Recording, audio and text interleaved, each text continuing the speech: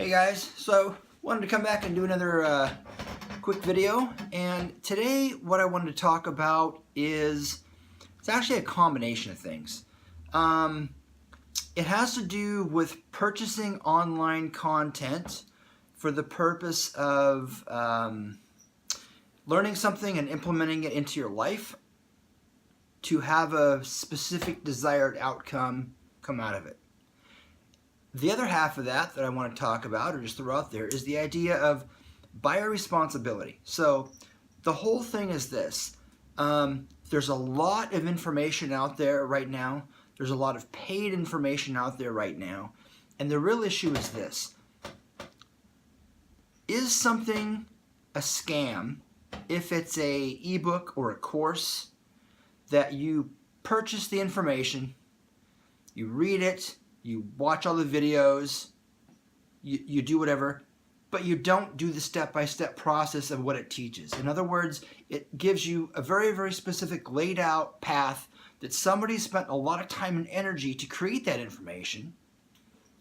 Probably was tested 9 times out of 10, especially if it was on the spendy side. The more expensive things are, typically the more time goes into it, the more of a team approach goes into it. There are people that are in development that get paid to do all this kind of thing. It's not uncommon for these types of things to be out there for 6 months to a year to actually be created. So when you're talking, $5,000 a pop, $10,000 a pop, that high-end stuff, yeah, it's got a lot of scientific back into it.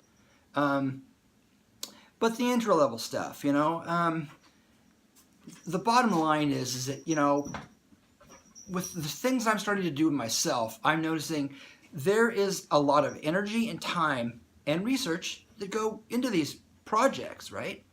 And the problem is that if somebody purchases your content and you've taken the time to say, if you go through these steps, step A, step B, step C, step D, typically you're going to have E be the result of taking these steps.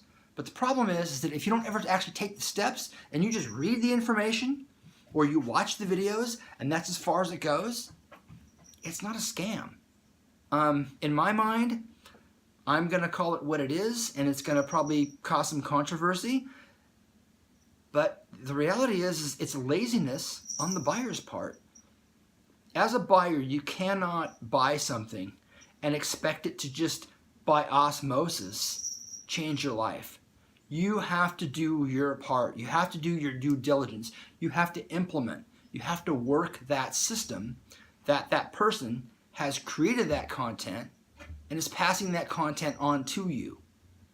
So the next time you think about it,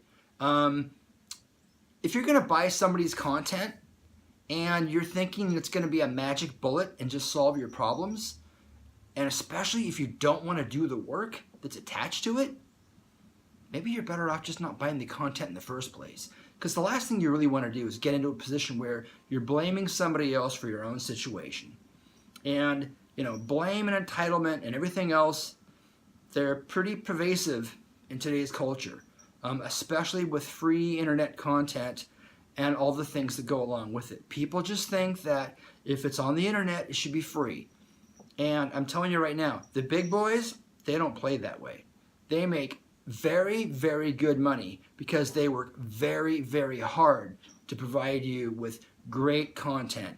And if you don't implement that course, that book, that information, even their coaching system or their consulting, nothing's going to change. So, I guess the bottom line is this. Think back to when you were in school. If you went to school and you're in high school and all you do is show up and then leave and you don't do any homework and you don't take any tests, are you going to pass any courses? Nope. Same thing here. Still applies. So there you go. Those are my thoughts. If you disagree with me or agree, whichever, leave a comment, start a dialogue. Let's see what happens with this whole thing. So thanks. Have a great day. Bye.